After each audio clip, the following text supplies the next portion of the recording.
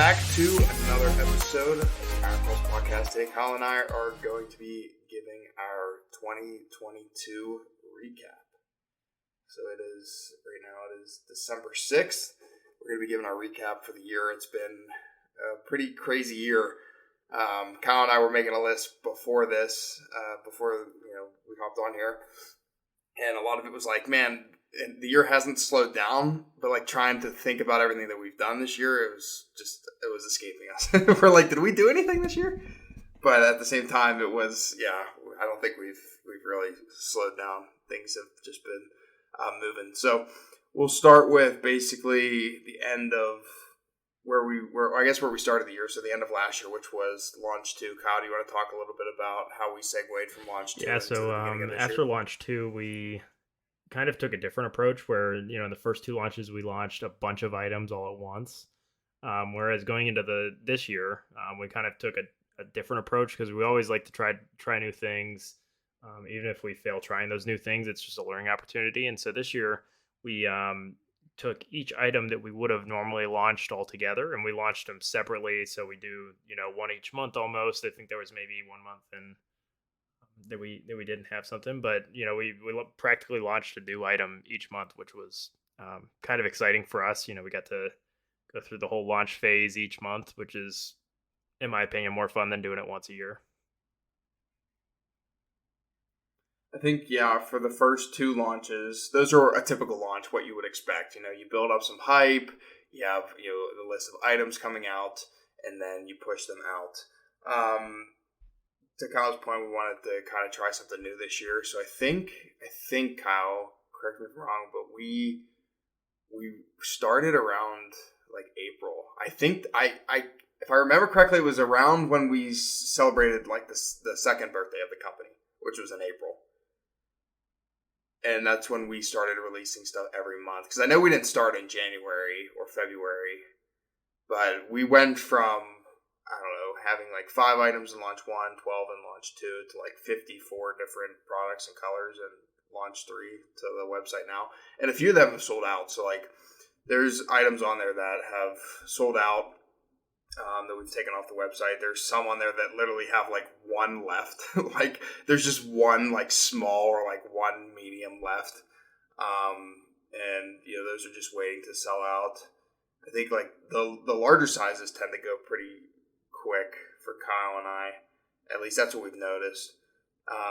So I think we need to kind of switch up a little bit. It's all research. It's all market research, right? Like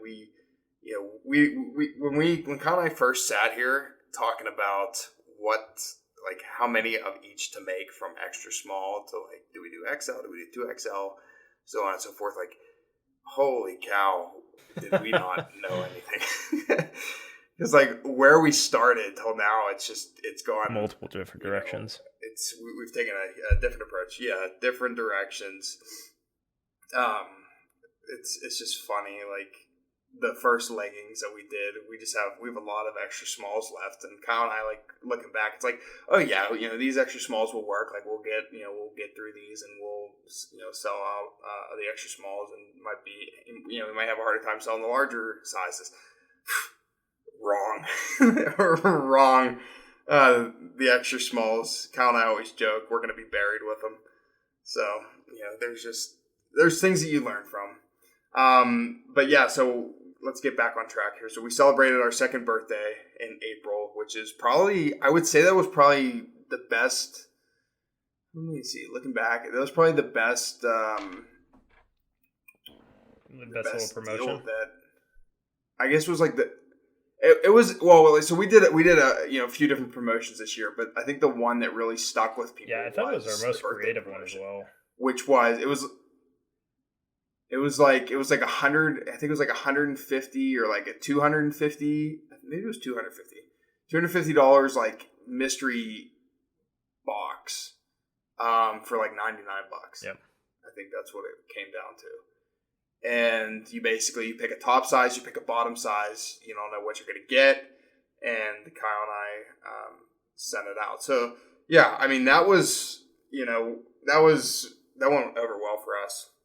So I think it might be something that we potentially take a look at in the future as we progress forward. Because, I mean, we sat here, and I remember like last year when we did Black Friday, we kind of did some small stuff leading up to like the launch in November, the second launch in November, and Small Business Saturday. And like this year, we did like a normal Black Friday, and it's nothing compared to like, for us at least, running deals throughout like the year when people, aren't necessarily like bombarded with deals. So that's something that Kyle and I are going to look at in the future too, is like, is it even worth like doing a November deal? And like we do it for Small Business Saturday, which I'm going to be honest with you, dude. I wish that Small Business Saturday was a different month throughout the year. I wish it wasn't sandwiched between Black Friday and Cyber Monday. Like, are you kidding me? I don't know how this came about, but anyway, we deal with what we work with what we have. So, it's something for us to consider, because like we do better throughout the year than we do necessarily like leading up to like a worldwide phenomenon when it comes to deals from all these other companies. So my advice to somebody doing that would be like, all right, well, take a look at what you could work with throughout the year.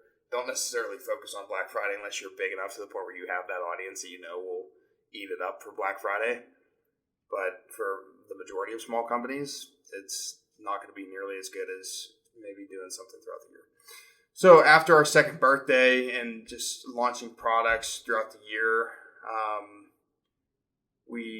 I guess like kind of along those lines of like the second launch till the beginning of the year, we had hired a social media manager for Instagram, Facebook. Then we had a different one for TikTok, and it's just not what Kyle and I were expecting. For the price, like, it's expensive. It is expensive, I'll tell you right now. For a small business, very expensive for like little to like no return that you get on having social media. So thankfully, Kyle has stepped up in a big way, and he's handled the majority of that the rest of the year. So Kyle, I mean, is there a piece you want to talk to on that side? Yeah, I mean, also thanks to you, Cam. I mean, you're doing everything logistically. I mean, you're doing, I'd say, a lot more than the stuff that I'm doing. I'm pretty burned. I'm pretty fried right now, dude. You're doing, just about everything when it comes to shipping orders and going to Red Rocks. I mean, that stuff was crazy. Yeah. Just wait till next year. It was funny because, like, I mean, people that follow the company, they know that we have two companies now, right? So people that follow like us, there's a lot of people that know that we have two companies now. So what Kyle's mentioning is like selling at Red Rocks. We took some of the apparel to Red Rocks to sell throughout the summer.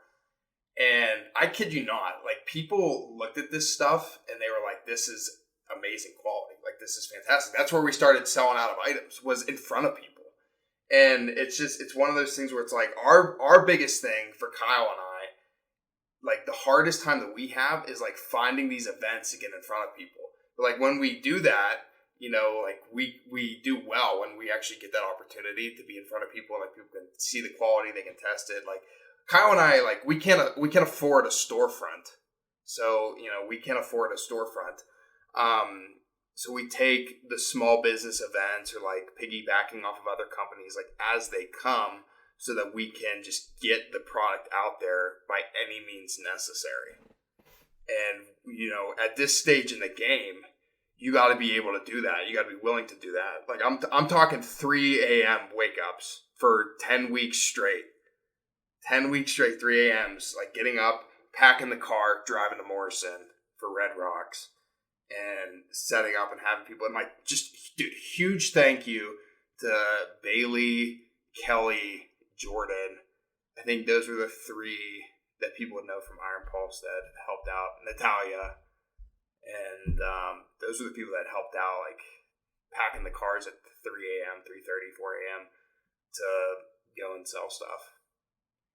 It's just, I don't think we could have built like a better team. We can't have better people be involved with the brand as we scale up.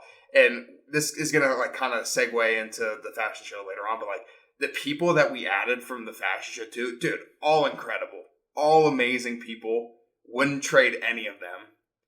And it was funny because like I forget who I was talking to. Maybe it was Kelly.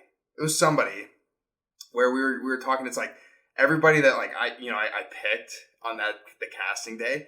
They just like they fit like a glove, dude. They just fit like right in with the company. Like maybe it was Diana, but we were just talking, and it's like everybody. It's like they've been a part of the company since day one, basically. Everybody meshes well. Everybody vibes well. Everybody like nobody stuck up. They enjoyed the fact that like Kyle and I were professional, yet like maybe fun's not the right word, but it was just like nice to them, like treating people like human beings, and like what Kyle and I will do is like we'll just put everybody else first, like, hey, you okay? Do you need anything? Like, what can I do? Like that's the mentality. Like, take the clothes with you. Like, if you're in the show, like this is yours. Like, thank you so much for helping out. And when Kyle and I, when we first said that, everybody was like kind of shell shocked. They're like, what do you mean? Like, what do you mean we get these? Usually we have to give everything back. And I'm like, Kyle and I aren't selling secondhand goods over here. Like, if you're on the runway, like sweating in clothes, like we're not selling that to somebody else. So, it's been a crazy year with that front. But Kyle, just going back a little bit, some of the photo shoots that we've done. I mean, we've done Red Rocks more this year. We've done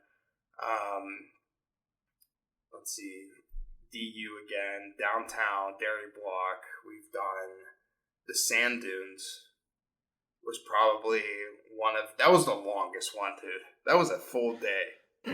Going out there to Sand Dunes and having the wind blow that sand at your ankles like shards of glass. Was probably my favorite shoot, my most favorite shoot that we've ever done, just because that location itself was just insane. It was so cool to look one way and have sand that looked like the desert, and then look the other way and it's like snow-capped mountains, wilderness type thing. It was super cool. But yeah, it was unbelievably windy. It was. I mean, we'll go back again. We'll look at the weather next time we go back, and we'll have some some pods, and just have people like change and take some more photos and better photos, like higher up, change the elevation a little bit. I don't think that we did any photo shoots outside of Colorado this year, right? No. At least not that I remember. Because like we were very heavy on the photo shoots last year into this year. But then when we started, like, we had everything basically set to release, like, in, March, April, as we periodically release items, like, each month. But everything was done before then. I'm trying to think, too. I think, the Sand Dunes was probably the biggest one. It was probably, definitely the biggest photo shoot that we did.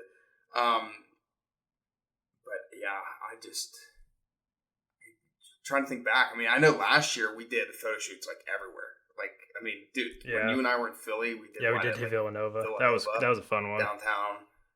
That's when you bought your camera. That was a good weekend. That's when I got the camera. Why not? Why not just go to Philly for a wedding? Barely make the plane to begin with. I'm sweating like a whore in church, and it would cost like $1,800 or whatever for like the camera and the lens. It was fun. That was a fun weekend, but it's just looking back on it, I think it's fun to reminisce on this kind of stuff. But other than the Sand Dunes, let's see, we added some new people to the team. Edith was added to the team. Everybody that we've been modeling with. Bree is our latest addition. She literally last month got added to the team. There's just, the team is growing, and it's one of those things where it's like Kyle and I are like, we're doing everything that we possibly can to like keep up with it. And it's not in a bad way. It's just like owning the business, you feel like you need to be not only one step ahead, maybe like 2, 3, 4 steps ahead of everybody else, so that you can just like relay what's going on around you. Right? And so everybody's on the same page. So when it comes to getting the products situated and figuring out like what Kyle and I want to do next, like that takes months in advance, right? So we need to be months ahead of the game in terms of what we're doing. And it's just, especially now China's dealing with COVID issues again, and there's a lot that's at stake. Like this this December is Q4 especially like has been crazy, and Q1 and maybe a little bit of Q2 going into 2023 is going to be even more hectic. So man. What are your thoughts? What are you thinking over there in terms of like people we've added? We can kind of get into the fast show a little bit. We've done a few episodes on that, but we'll wrap it up with that. We both turned 25 this year. Dude, it's so hard to believe. Yeah, I think that one kind of slipped under the rug a little bit, but yeah, we're 25 now. We hit. I guess. With that said, we hit our 100th podcast episode in July. Yep, I don't know where we're at now. We also hit over 3,000 followers on Instagram. That's pretty cool. we were at like 200, 250. We were between like 200 to 300. I kid you not, until like earlier this year, like June. And then things started to really bounce up, I would say. Maybe it was a little bit before June, but we were stuck like relatively low for a while. Not that followers mean anything in terms of like sales. You can have 1 million followers, but how many of them are actually riding with you to the checkout cart? Not that many. Not that many. But I feel like just having the people that like Kyle and I have talked to, in person, especially at these events, they're very genuine. We've had a lot of manufacturers reach out to us. I think that's just, it's so frustrating, dude. It's so annoying. That's one of my biggest things, dude. It's like when they reach out, they're like, hey, we can make this for you. It's like, dude, it's already made. Like, you're looking at it right now. And I know you want to make it in the future, but I'm not going to take it from we're not going to take items that we've made with like one company and take it to another company and have to test their quality and test their stitching and like test the material, like everything that we just spent months testing with somebody else, I just think common sense gets lost. Yeah, right? it does. But if you're in the industry, you got to know that, right? But sometimes it's the simplest changes and questions that end up causing the biggest confusion. Mm-hmm. I'm on like my 5th coffee today. I feel like it's become more of like a downer than anything. Like it's just bringing me down a peg. But so I guess where we end the year is obviously with the fast show. Like that was the biggest event to end the year on last month, just with great people, great time. Kyle and I think great products. Although we're a little biased. In that front. But it's funny. It's funny, and I like Kyle and I watching this video, like the video that Jordan put together. And towards the end, it's like when Kyle and I walked up the ramp after the event, and Jordan came over, and we're both just like, dude, like that was wild. Like I didn't even know. Kyle and I walked out there with like a game plan. Literally, the second we stepped out into the light, it's like we forgot everything. Like we just started handing out socks to the first 3 people we saw, and then we were just smiling. There's no other way to put it, but yeah, dude, what a good time. So like, I guess Kyle, so is there anything else you want to say to wrap up the year? Or we could like talk a little bit about like where we go from here. Yeah, we can get that way.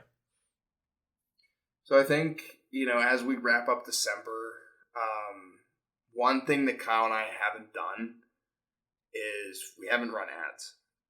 So this company is starting fresh when it comes to ads. I think we've always been on the same page of like, we need to build an organic, like a loyal base for a foundation, and then start to branch out in terms of like paid advertisements. So Instagram, Facebook, Google, Pinterest, so on and so forth, TikTok.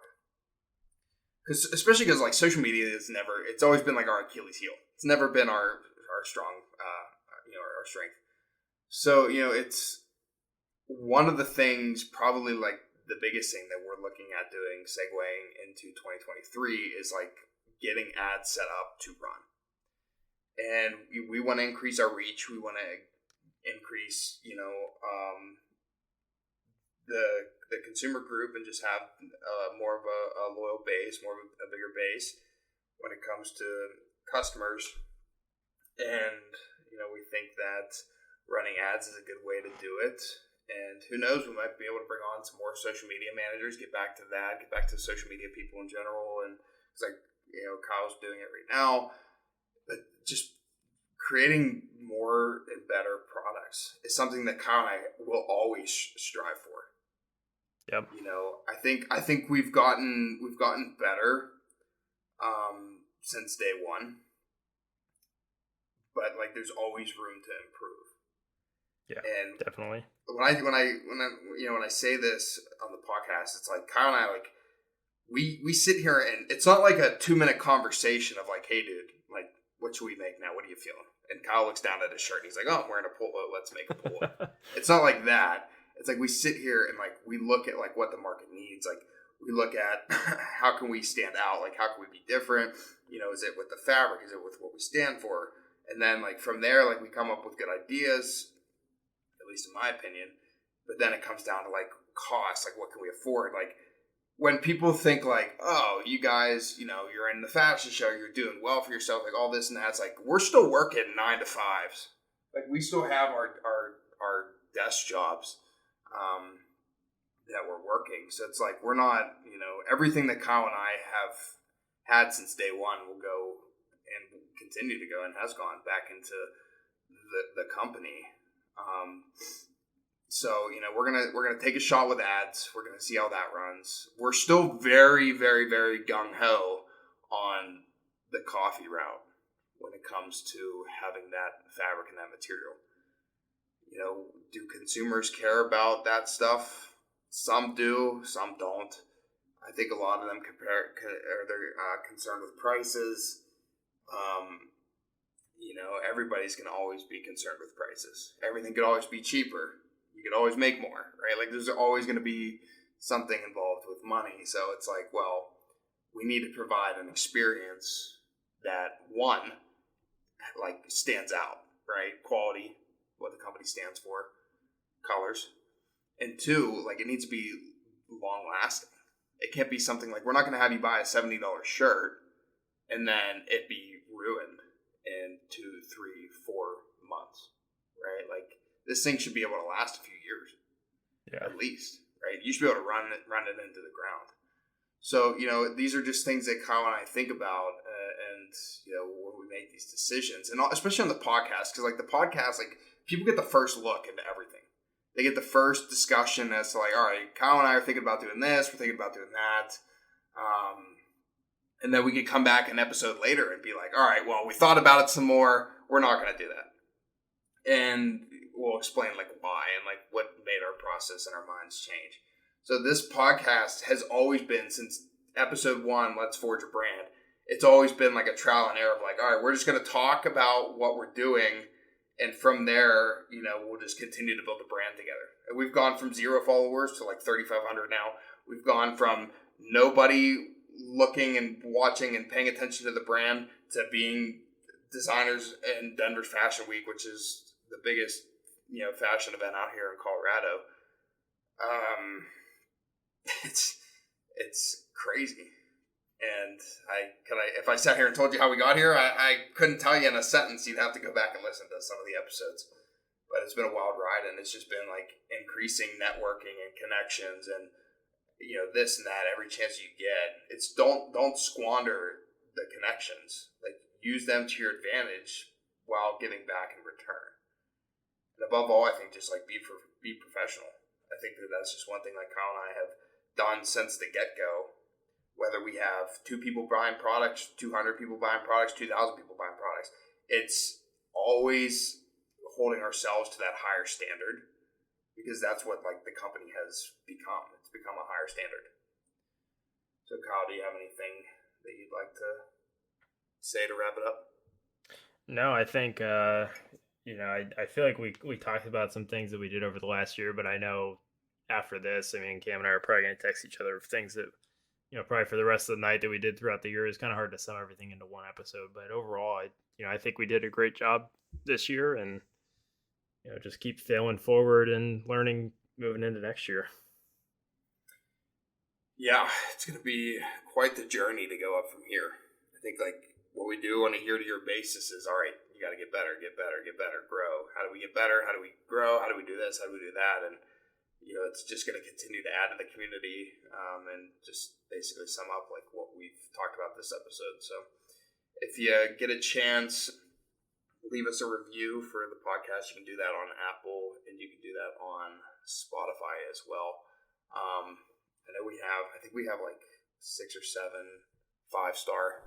If you get the chance, feel free to add to that. We are very appreciative of that. Not that we're going to beat out Joe Rogan's podcast or anybody like that anytime soon, but we appreciate you.